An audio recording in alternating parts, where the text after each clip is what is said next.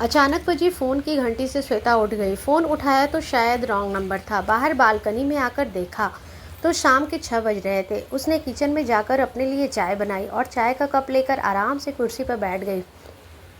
चाय पीते हुए सोचने लगी, अगर काश वो फ़ोन इस तरह नहीं बजा होता तो शायद ये उठापटक जो दिमाग में चल रही थी होती ही नहीं। कल एक फ़ोन की घंटी ने उसका सारा संसार हिलाकर रख दिया। कल तक तो वह रोहित के साथ कितनी खुश थी। बीता वक्त एक किताब के पन्ने की तरह पलटना शुरू हो गया। वह अपनी माँ की इकलौती संतान थी। माँ ने लाड़ प्यार से पाल पोस कर बड़ा किया था। रोहित एक सुंदर सजीला नौजवान था। कॉलेज टाइम से वो एक दूसरे को प्यार करते थे। कॉलेज लड़कियां उससे दोस्ती करने को आतुर रहती। जब घरवालों को प्यार के बारे में बताया तो घरवालों ने खुशी खुशी रिश्ता मंजूर कर लिया। करते भी क्यों नहीं, ना कि कोई वजह नहीं थी। रोहित एक प्राइवेट फर्म में नौकरी करते थे। अच्छी खासी कमाई थी, सारे सुख आराम जो एक आदमी अपनी बेटी के लिए सोचता है। धूमधाम से शादी हुई और शादी के बाद दोनों बम्बई आ गए। बम्बई आने के बाद लाइफ में सिर्फ खुशियाँ ही थी। दोनों अपनी दुनिया में मस्त रहते। रोज़ सुबह रोहित को प्यार से ऑफिस भेजती, फिर सारा दिन इंतज़ार करती जब शाम को रोहित आते तो साथ में घूमने जाते। खाना अक्सर बाहर ही खाते थे, अपनी दुनिया में खोए। कब 2 साल गुजर गए पता ही नहीं चला। पर कल उस फ़ोन की घंटी ने जैसे सब कुछ थम सा गया। फ़ोन पर वो लड़की अपना नाम गरिमा बता रही थी। कह रही थी कि वो उससे मिलना चाहती है, रोहित के बारे में कुछ बताना है, वो तुमको धोखा दे रहा है। वो लड़की मुझसे क्या कहना चाह रही थी, क्या करे, रोहित से बात करे या ना करे, कुछ समझ नहीं पा रही थी। क्योंकि रोहित से बात करने का मतलब था प्यार पर शक करना। उसे अपने प्यार पर विश्वास होना चाहिए, या उस अनजान लड़की के फ़ोन पर जिसे वो जानती तक नहीं। वो ख्यालों में खोई थी कि रोहित ने पीछे से आकर गले में बाहें डालकर और प्यार से बोला, मैडम किस ख्याल में खोई हुई है। अरे आप कब आए मैडम, इतनी देर से डोरबेल बज रहा था, दरवाज़ा नहीं खोला तो मैंने सोचा आप बाहर है, अपनी चाबी से दरवाज़ा खोलकर आ गया। क्या बात है, सुंदर चेहरे पर 12 क्यों बज रहे हैं। अच्छा तुम बैठो, मैं चाय बनाकर लाती हूँ। रोहित ने प्यार से उसको अपनी तरफ खींचते हुए बोला, जाने मन कोई प्रॉब्लम है क्या। श्वेता ने रोहित को प्यार से देखा और बोली, नहीं ऐसी कोई बात नहीं, और मुस्कुराते हुए चाय बनाने लगी। मन ही मन सोचा कि रोहित से इस बारे में कोई बात नहीं होगी। चाय बनाते हुए उसने रोहित से पूछा, खाना खाओगे। रोहित बोला, ऐसा करो बहुत देर हो गई है, तुम भी थकी लग रही हो, आज बाहर ही खाने चलते हैं। तुम चाय पीकर तैयार हो जाओ, पास ही नया होटल खुला है, आज वहीं चलते हैं। श्वेता सिर हिलाकर अंदर चली गई। उसने रोहित की पसंद की पिंक साड़ी पहनी और तैयार हो गई। अपने आप को शीशे में देखकर सोचने लगी, आज तो वो बहुत सुंदर लग रही है। हिरनी जैसी बड़ी बड़ी आंखें, गुलाब की पंखुड़ी की तरह होठ, जो भी देखे देखता ही रह जाए। भला रोहित किसी के चक्कर में क्यों पड़ेगा। अरे मैडम, आज खाना खिलाने का इरादा है या यूं ही कि श्वेता बाहर आ गई। रोहित उसे देखता ही रह गया। अरे बाप रे, आज तो जनाब के इरादे ही समझ में नहीं आ रहे हैं। हाय डार्लिंग मार ही डाला। रोहित ने कुछ शायराना अंदाज में इस तरह कहा कि श्वेता हंस पड़ी। अच्छा अब जल्दी चलो, और दोनों बाहर आ गए। वापस आने पर श्वेता काफ़ी रिलैक्स महसूस कर रही थी। सुबह उठी, अपनी दिनचर्या शुरू की, रोहित को नाश्ता दिया। रोहित ऑफिस चला गया। रोहित को भेजकर वापस लौटी तो देखा चारों तरफ घर बिखरा हुआ था। चारों तरफ कपड़े सामान सब इधर उधर फैला था। गैस पर चाय चढ़ाई और घर समेटने में जुट गई। चाय का एक घूंट पिया ही था कि कॉल बेल बज उठी। श्वेता बड़बड़ाने लगी, लगता है आज बाई जल्दी आ गई, आज उन्हें अच्छे से खबर लेंगे। बड़े गुस्से से श्वेता ने दरवाज़ा खोला तो सामने एक लड़की को देखकर श्वेता चौंक गई। उस लड़की ने नीली जींस टॉप पहन रखा था, बालों को खुला छोड़ा हुआ था, रंग गोरा, सुंदर, नैन नक्श, उम्र कोई 27-28 साल होगी। जी आप कौन। श्वेता अपने को संभालती हुई बोली। अरे अंदर आइए। लड़की बोली, आप मुझे नहीं जानती पर मैं आपको अच्छी तरह जानती हूँ।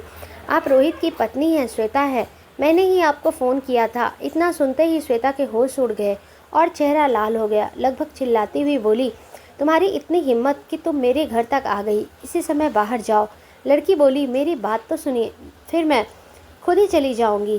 श्वेता ने अपने घर को बाहर धक्का दिया। लड़की गुस्से में बोली, जिस पति पर इतना विश्वास करती हो वो तुमसे ज़्यादा मुझे प्यार करता है। फिर भी अगर तुम देखना चाहती हो तो शाम को जब रोहित आए तो कहना। गरिमा तुम्हारा इंतज़ार नीचे पार्क में कर रही है। और वह पैर पटकती हुई बाहर चली गई। श्वेता ने दरवाज़ा बंद किया और धड़ाम से सोफे पर पसर गई।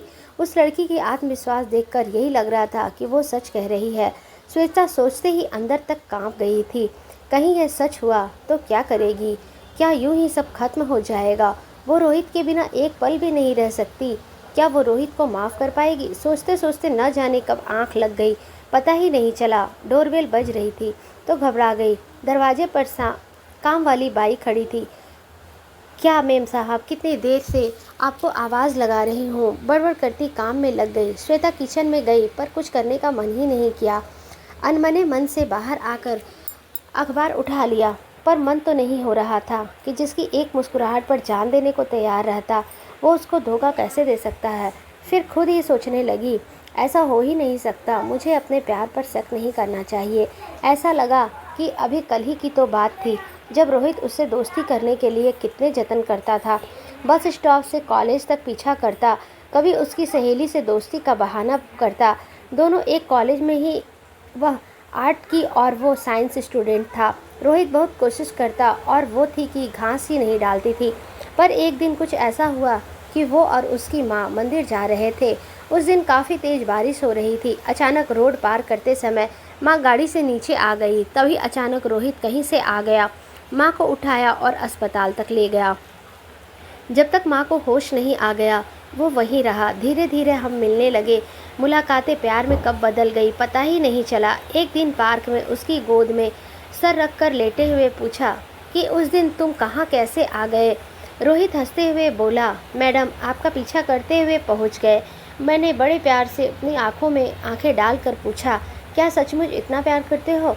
उसने बड़े ही प्यार से बोला, हाँ। और उसकी इस हाँ में हाँ इसका इतना प्यार था। अगले ही पल शर्माकर उसने बाहों में समा गई। मैडम जा रही हूँ की आवाज़ से चौंक गई।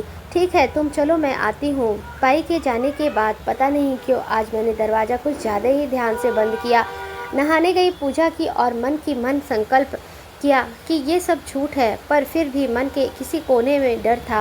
फैसला किया कि रोहित को आने दो, ज़रूर बात करूँगी। आज ढंग से तैयार होने का भी मन नहीं किया। घड़ी देखी तो 2 बजे थे और रोहित को आने में भी अभी 6 घंटे बाकी थे।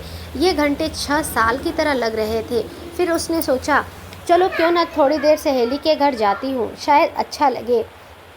उसके बगल के फ्लैट में सविता रहती है, उसके घर गई तो देखा कि वहाँ पहले 2-3 सहेली और बैठी थी। फिर चाय पकौड़े व ताश का दौर चला। पता ही नहीं चला कब शाम हो गई। वो घर वापस आ गई पर मन अभी भी परेशान था। तभी डोरबेल बजी तो दौड़कर दरवाज़ा खोलने गई। उसे पता था कि ये रोहित के आने का समय था, पर ये क्या, ये तो धोबी था। जाओ भैया, अभी कपड़े नहीं है। बिना जवाब सुने ही दरवाज़ा बंद कर लिया।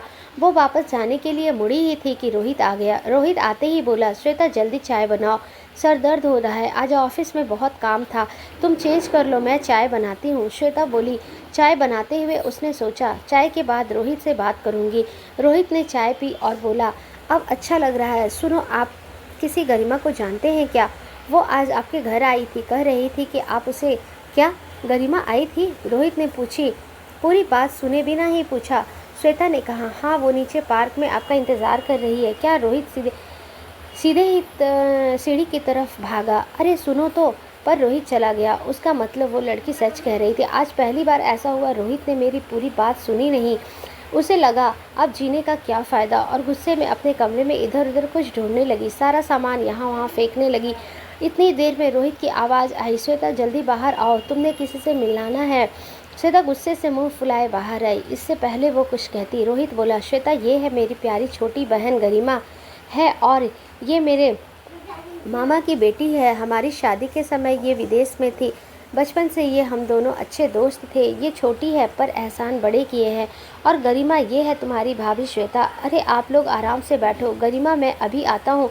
भाभी मैंने तो आपको डरा दिया। असल में मेरी और भैया की शर्त लगी थी कि मैं आप दोनों की लड़ाई करा दूंगी। अफसोस मैं हार गई और आपका विश्वास जीत गया। तभी रोहित भी वापस आ गया और हंसने लगे। श्वेता कहीं सच में तो शक नहीं हुआ? कैसी बात करते हो, मैं आप पर कभी शक नहीं कर सकती। अच्छा आप बातें करो, मैं खाना लगाती हूँ। किचन में जाकर श्वेता ने चैन की सांस ली और अपने अंतर मन में चलने वाले तूफान को समेटा। उसने एक लंबी सांस ली, किचन में वापस आकर काम करने लगी। इतने दिनों दिनों से दिमाग में जो उथल-पुथल मची थी वो अब खत्म हो गई थी। आईने में देखकर चेहरा ठीक किया और नई स्फूर्ति के साथ मुस्कुराते हुए ड्राइंग रूम में की तरफ बढ़ गई। आज उसके रिश्ते को एक नया मोड़ मिल गया था। धन्यवाद।